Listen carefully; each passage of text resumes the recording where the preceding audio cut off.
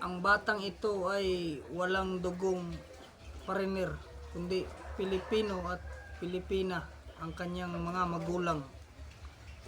Ang pangalan ng batang ito ay si Jake at ito naman ang kanyang mga magulang na sina Kay at si Jason.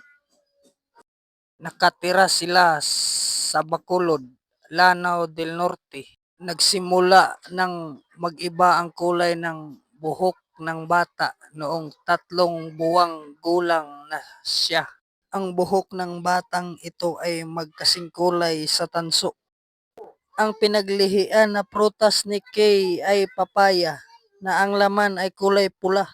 Mahilig din siya na manood ng anime na Slam Dunk. Marahil ang pinaglihian ng ina ang dahilan kaya naging mistiso ang kanyang anak. Pinasuri nila ito sa doktor at ang resulta ay posibleng may albinism si JK. Ang albinism ay ang kakulangan sa supply ng melanin sa katawan na nagbibigay kulay sa balat at buhok.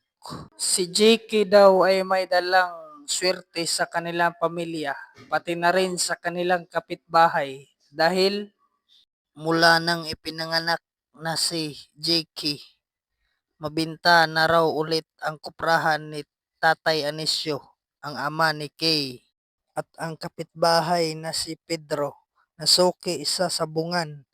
Si JK daw ang kaniyang lucky charm dahil palagi raw siyang nananalo.